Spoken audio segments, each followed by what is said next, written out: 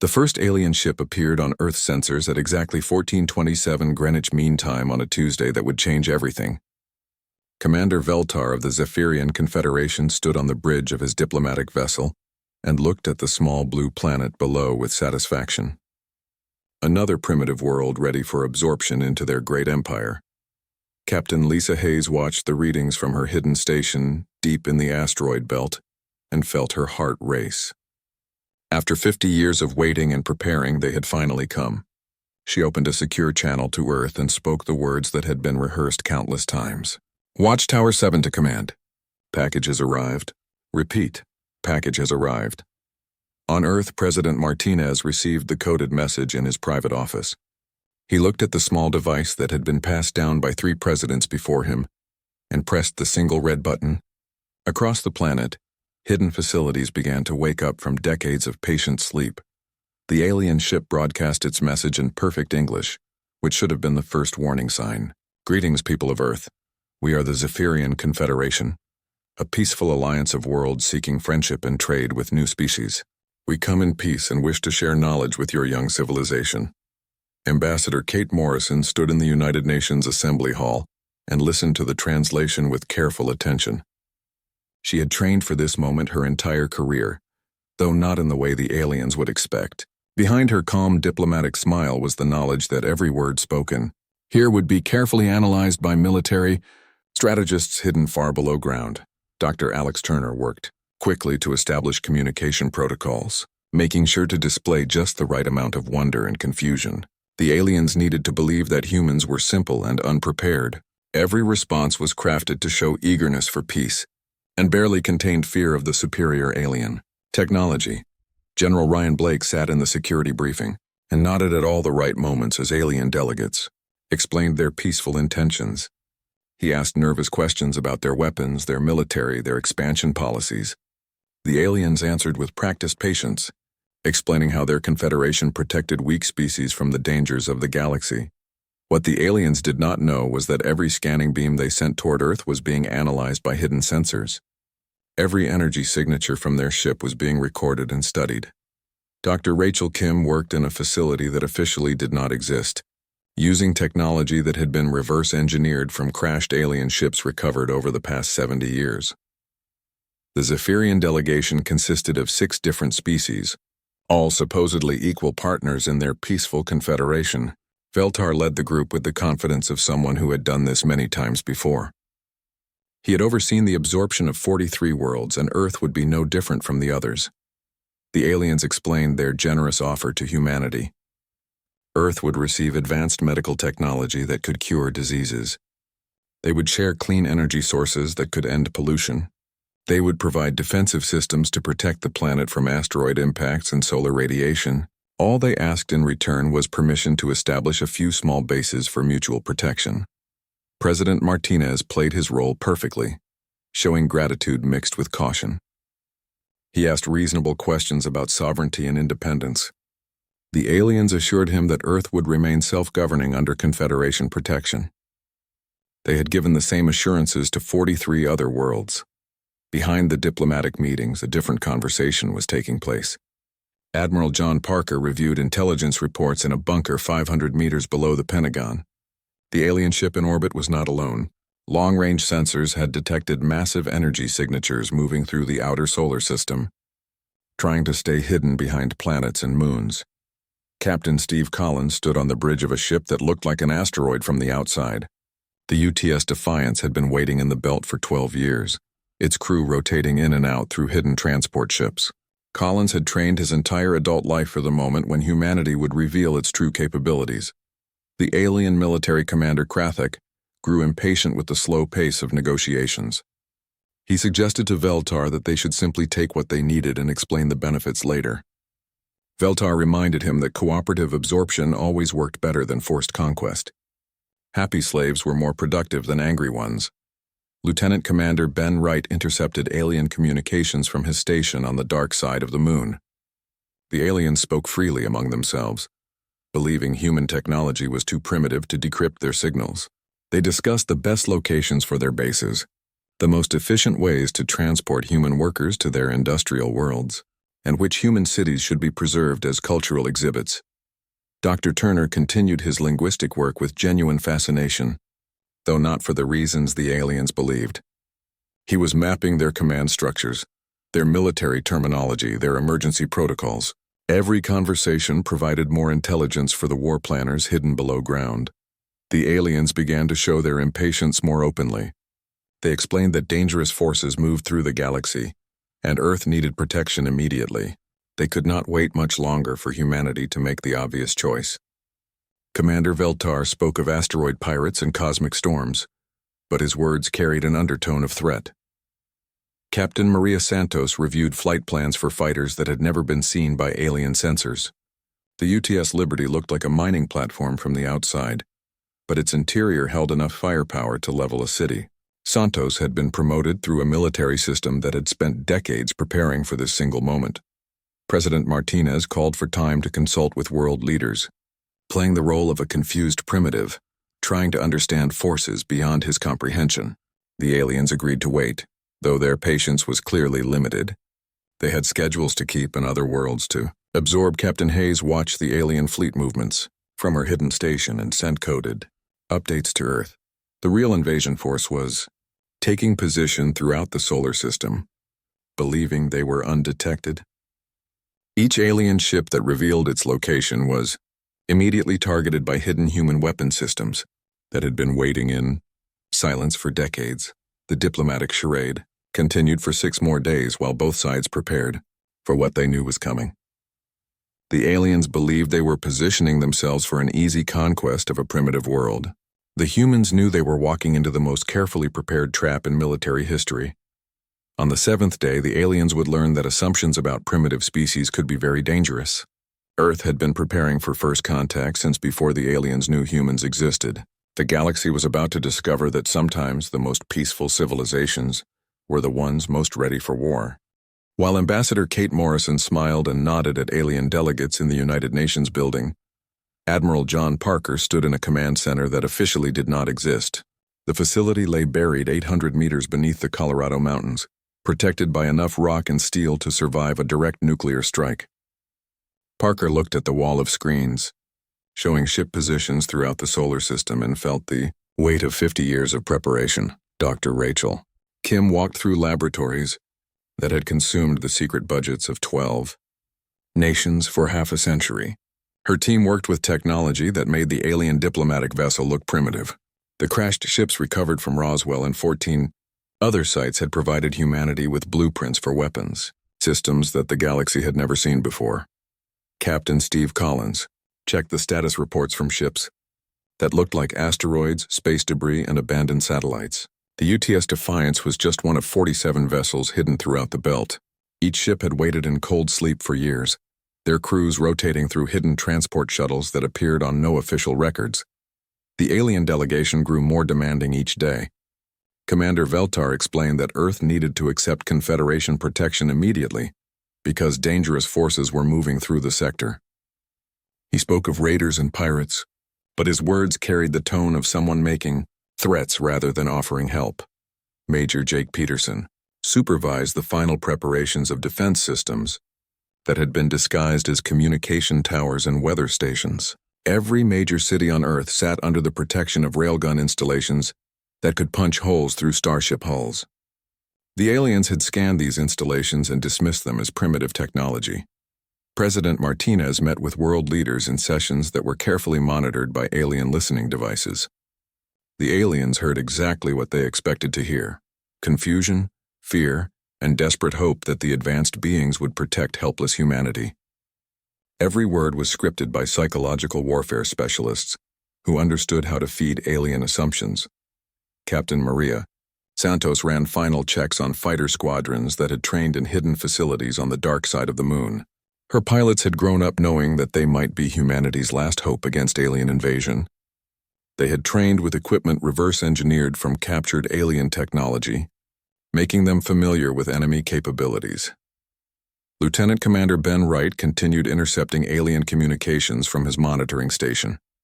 The aliens spoke freely about their real intentions, believing human encryption technology was centuries behind their own. They discussed which human cities would make good administrative centers and which populations would be most useful as workers. Dr. Alex Turner met with alien linguists and carefully guided conversations toward military topics. He asked innocent questions about alien weapons, their defensive systems, their battle tactics. The aliens answered with the patronizing tone of adults explaining simple concepts to children. Every answer went directly to human military analysts. General Ryan Blake attended briefings where aliens explained their Confederation's military structure. They described their peaceful expansion policies with the confidence of predators who had never faced real resistance. Blake asked nervous questions about their fleet capabilities, pretending to worry about Earth's ability to contribute to Confederation defense. The real alien fleet continued moving into position throughout the solar system. Admiral Zekran commanded over 200 vessels, including massive dreadnoughts capable of turning planets into glass. He believed he was positioning for a simple occupation of a primitive world that could barely reach its own moon. Captain Hayes tracked every alien ship movement from her hidden station in the asteroid belt. Her sensors were more advanced than anything the aliens possessed, built with technology that humanity had developed in secret for decades. She watched the aliens position themselves exactly where human war planners had predicted they would. Military Commander Krathek grew tired of diplomatic delays and suggested to Veltar that they should simply demonstrate their power by destroying a few human cities. Veltar reminded him that undamaged infrastructure was more valuable than rubble. They would give humanity 3 more days to accept Confederation protection before moving to forced absorption. Dr. Kim briefed her team on the final weapon systems that would surprise the alien fleet. Kinetic bombardment platforms had been disguised as industrial satellites for 20 years. Each platform could accelerate tungsten rods to near light speed, creating weapons that alien shields were not designed to stop. President Martinez called an emergency session of world leaders to discuss the alien ultimatum. The aliens monitored these meetings and heard exactly what they expected: desperate humans arguing about whether to accept Confederation protection or face the consequences of refusal. The decision seemed obvious to species that had never faced determined resistance. Captain Collins received orders to begin final preparations for Operation Prometheus, the coordinated strike that would reveal humanity's true capabilities. His crew had spent 12 years waiting for this moment, training in secret facilities and preparing for a battle that would determine the future of human independence. The aliens began positioning their fleet for optimal control of Earth's orbital space. They moved with the confidence of predators who had performed this operation dozens of times before. Each alien ship took position exactly where human targeting computers had been aimed for years. Admiral Parker watched the alien fleet movements and felt the satisfaction of a plan coming together perfectly. Every alien vessel that revealed its position was immediately locked onto by hidden human weapon systems. The trap was almost complete, and the aliens had no idea they were walking into the most carefully prepared ambush in military history. Lieutenant Commander Wright intercepted final communications between alien ships as they prepared for what they believed would be a simple occupation. The aliens discussed their timeline for human absorption, their plans for resource extraction, and their schedules for relocating useful human populations to alien worlds. Captain Santos prepared her fighter squadrons for the opening strike of humanity's war for independence. Her pilots knew they were outnumbered and outgunned according to official alien capabilities. What the aliens did not know was that human technology had advanced far beyond what any galactic species possessed. The diplomatic meetings continued while both sides prepared for the end of negotiations. The aliens believed they were positioning for easy conquest of a primitive species. Humanity knew they were about to demonstrate that assumptions about weak species could be very deadly. The galaxy was about to learn that Earth had been preparing for this war since before first contact began. Commander Veltar stood on his bridge and decided that diplomatic patience had reached its end. 3 weeks of negotiations had produced nothing but human delays and requests for more time. The primitive species clearly needed to understand their situation more directly. He opened a communication channel to Earth and prepared to deliver the ultimatum that had worked on 43 other worlds. President Martinez sat in the Oval Office with his advisors and watched the incoming transmission with carefully controlled expression. Ambassador Kate Morrison maintained her diplomatic composure while General Ryan Blake pretended to look worried. They all knew this moment had been planned for decades, but their acting had to be perfect. The alien commander appeared on screens around the world as his message was broadcast globally. Veltar spoke with the calm authority of someone who had never been refused. People of Earth, our patience has limits. You have been offered the protection and benefits of Confederation membership. This offer will not remain open forever. Behind Veltar, the bridge displays showed the positions of his fleet throughout the solar system. Over 200 vessels had taken strategic positions around Earth, Mars, and the asteroid belt. Each ship was a masterwork of alien engineering, capable of reducing planets to radioactive ash within hours. Admiral Zekaron monitored the deployment from his flagship and felt satisfied with the positioning. His dreadnoughts controlled the orbital approaches to Earth, while his smaller vessels watched for any attempt at escape. The humans had nowhere to run, and no weapons capable of threatening Confederation ships. Dr. Alex Turner sat in the United Nations building and listened to the alien ultimatum with an expression of growing fear. His linguistic training made him understand the subtle threats in Veltar's words, but his real expertise was in reading the alien tactical communications that his hidden receivers were intercepting. The ultimatum was simple and final. Earth had 72 hours to accept Confederation protection and begin the process of integration. Confederation bases would be established at locations chosen by Alien Command. Human military forces would be disbanded and replaced by Confederation security. Earth's most capable individuals would be relocated to serve Confederation needs.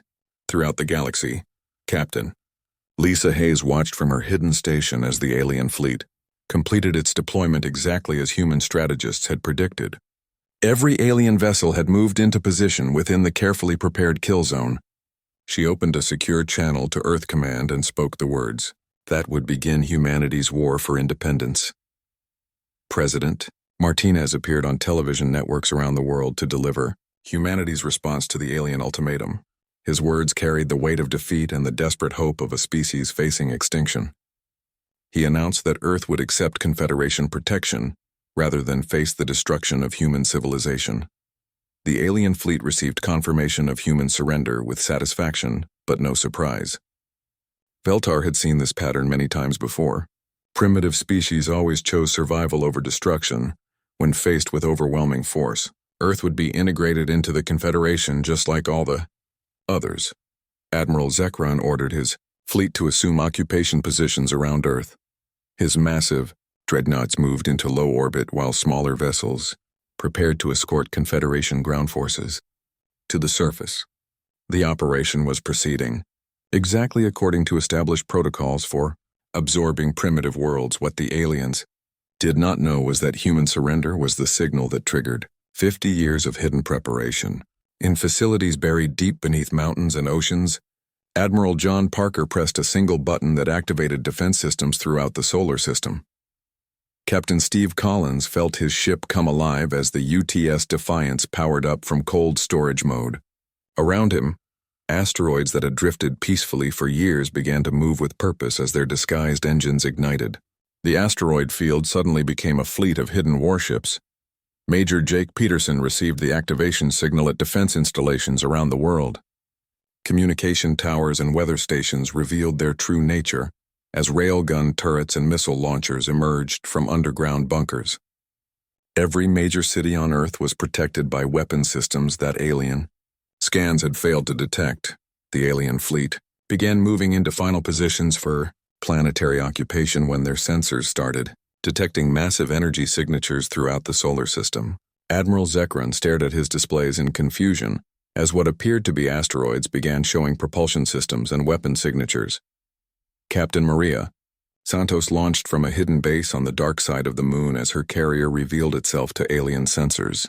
The UTS Liberty had looked like an abandoned mining platform for 12 years, but now its hull opened to release fighter squadrons that moved with precision no human technology should possess. Lieutenant Commander Ben Wright monitored alien communications as confusion spread through their fleet. Alien commanders were reporting impossible sensor readings throughout the solar system. Ships were appearing where only empty space had existed moments before.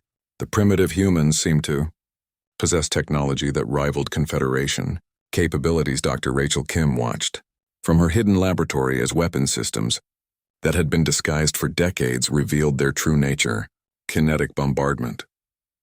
Platforms that had orbited Earth as commercial satellites began targeting alien vessels with precision that exceeded anything in the galactic database. Commander Veltar received emergency reports from throughout his fleet as human vessels appeared from nowhere.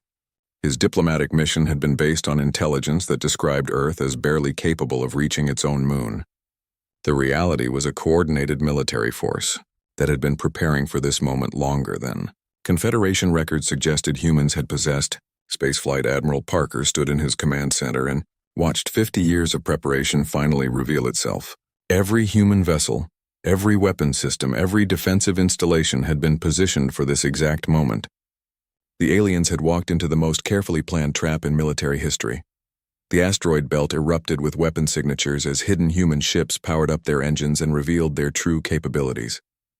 What the aliens had dismissed as space debris became a fleet of stealth vessels that had been waiting in ambush for years. Captain Hayes transmitted targeting data to every human vessel in the system as the trap finally closed around the alien fleet. The Confederation had based their invasion on the assumption that humans were primitive and unprepared. They were about to learn that assumptions could be very dangerous when facing a species that had been preparing for war since before first contact began. The galaxy was about to discover that Earth had been ready for this moment longer than alien intelligence had believed possible. Captain Steve Collins watched the tactical display as 47 hidden ships revealed themselves throughout the asteroid belt and felt the satisfaction of a plan executed perfectly. The UTS Defiance had waited 12 years for this moment, disguised as a drifting rock while alien scouts passed within, kilometers without detecting the weapons that could tear their hulls apart. The first strike came from kinetic bombardment platforms that had orbited Earth as commercial satellites for 2 decades. Dr. Rachel Kim had designed the tungsten rods to accelerate at near light speed, creating weapons that turned alien shields into useless decoration. The rods punched through Confederation hulls like bullets through paper. Admiral Zekrin stared at his command displays as impossible readings flooded his sensors.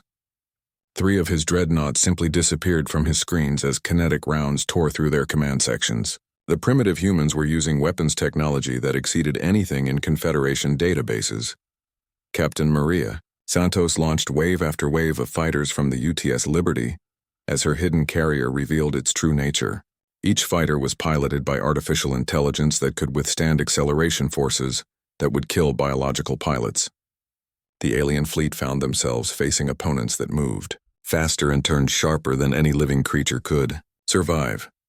Major Jake Peterson coordinated the planetary defense grid as railgun. Installations emerged from hidden bunkers around the world. What aliens had scanned as communication towers were actually magnetic acceleration systems that could launch projectiles into orbit with devastating accuracy. Every alien landing craft approaching Earth became a target for weapons that fired faster than Confederation computers could track. The alien fleet tried to respond to the coordinated attack but found themselves fighting an enemy that knew their capabilities better than they knew themselves.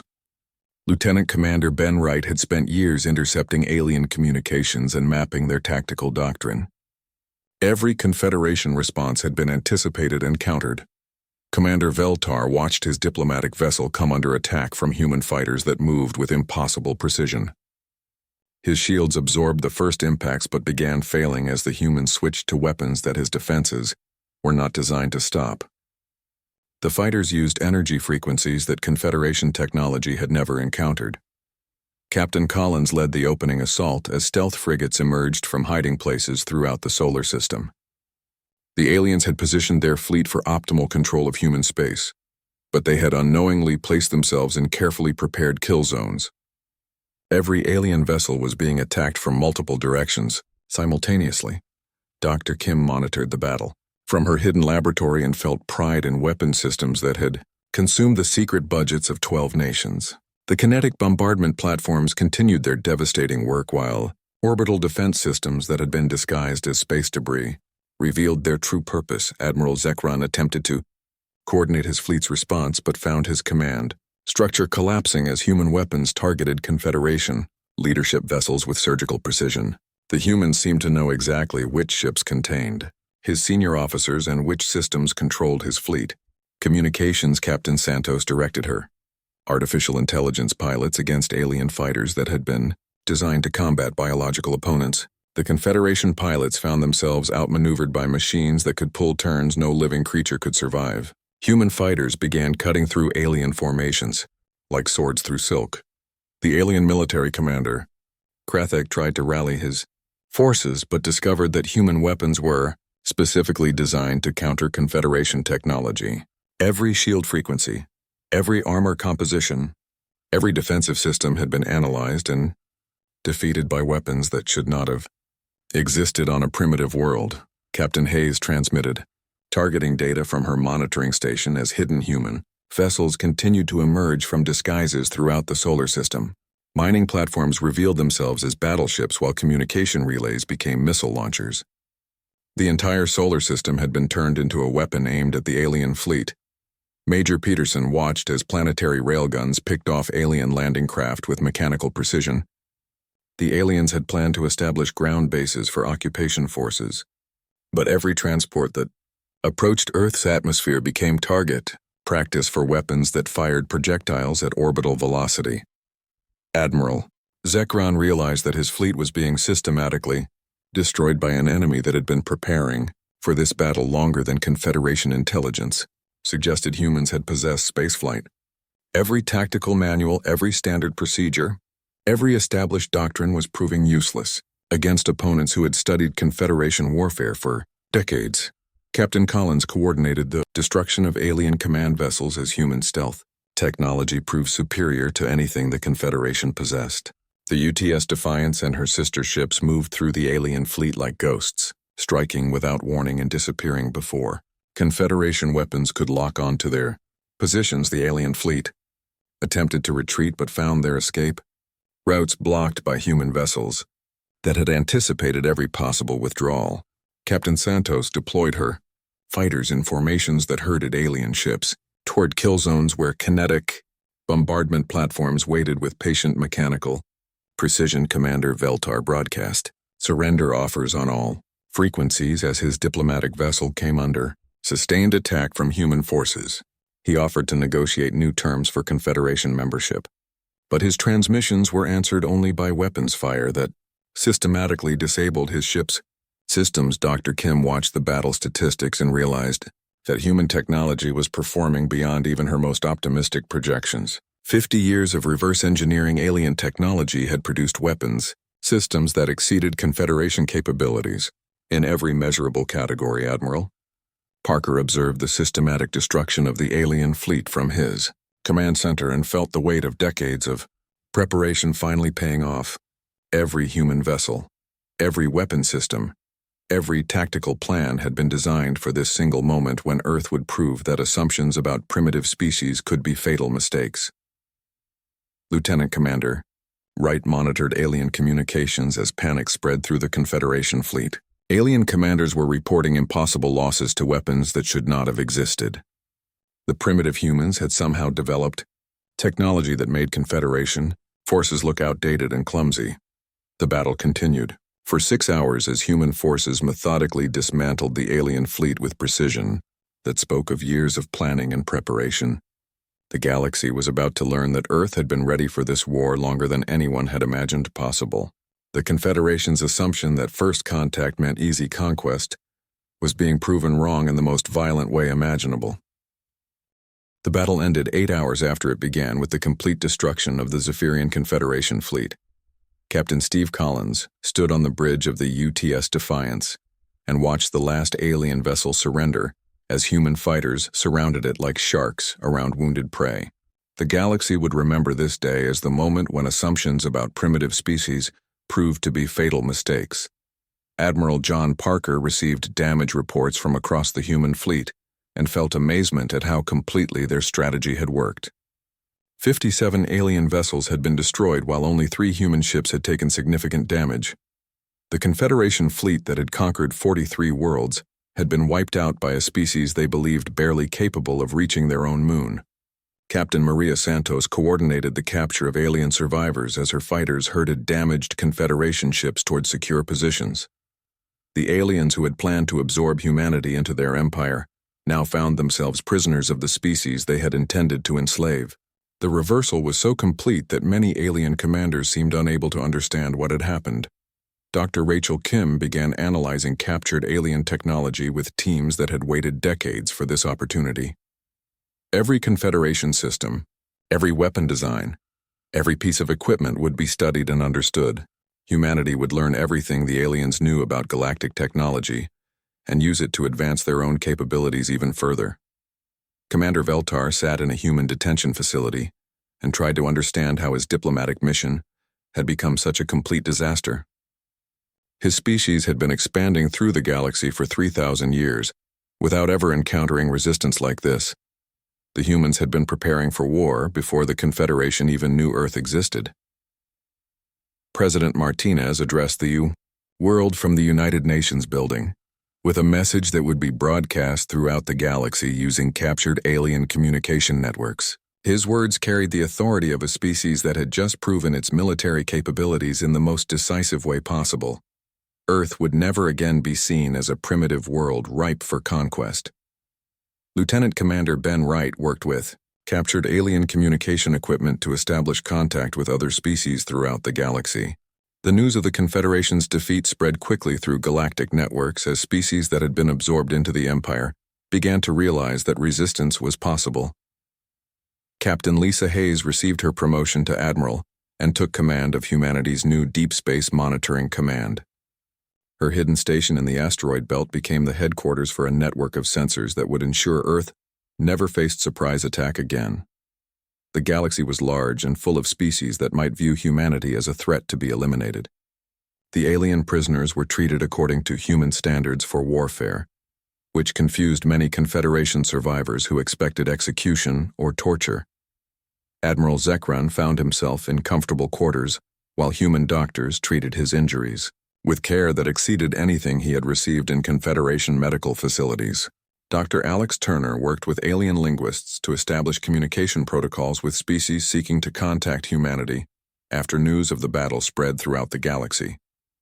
Many worlds that had been forcibly absorbed into the Confederation were requesting human assistance in regaining their independence from the Empire that had controlled them for centuries. President Martinez announced the Terran Defense Directive during a speech that was transmitted to every inhabited world in the local galactic sector. Earth would defend any species genuinely seeking peaceful coexistence and mutual cooperation. Humanity would also destroy any force that approached human space with hostile intentions. Captain Collins took command of the first human exploration mission to venture beyond the solar system in an official capacity.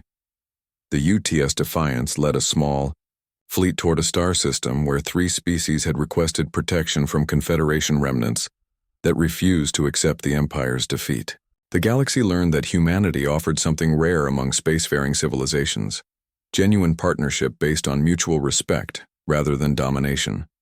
Species that approached Earth with honest intentions found themselves welcomed as equals, rather than absorbed as subjects or conquered as slaves. Major Jake Peterson coordinated the expansion of planetary defense systems as Earth prepared for possible retaliation from other galactic powers. The Confederation had been just one empire among many, and humanity's victory might encourage other species to test human resolve before it became too strong to challenge. Admiral Parker established the Terran Space Command with authority over all human military operations beyond Earth's atmosphere.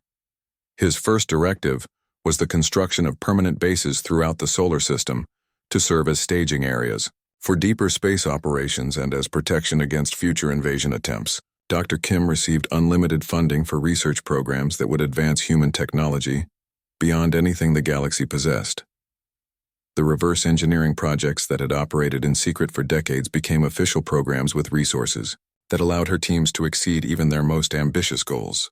Captain Santos led training programs that prepared human pilots for operations in deep space, where they might encounter technology and tactics from dozens of different species. The artificial intelligence systems that had proven so effective against Confederation forces were improved and expanded for future conflicts. The Confederation's former subjects began declaring independence as news of the fleet's destruction reached their worlds. Species that had been slaves for generations suddenly realized that their oppressors were not invincible. The galactic political structure that had remained stable for millennia began shifting as humanity's victory inspired resistance throughout the Empire. Admiral Hayes watched long-range sensors that detected movement in distant star systems, as various galactic powers repositioned their forces in response to humanity's emergence as a military power. Some species seemed to be preparing for war, while others appeared to be seeking diplomatic contact with the new players in galactic politics. The final scene of humanity's emergence onto the galactic stage took place 6 months after the battle as Captain Collins led the first human diplomatic mission to a federation of worlds that had successfully resisted Confederation expansion. The aliens who greeted him treated humanity as equals rather than primitives. Admiral Parker stood on the observation deck of humanity's first permanent space station beyond Earth's orbit and reflected on the lesson Earth had taught the galaxy. Species that desired peace were often the ones most prepared for war when their independence was threatened. The assumption that first contact meant easy conquest had been proven wrong in the most decisive way possible. The galaxy would never again underestimate the small blue planet that had turned assumptions about primitive species into the destruction of one of the oldest empires in known space. Humanity had claimed its place among the stars not through conquest, but through the defense of principles that made cooperation possible between species that respected each other's sovereignty and independence.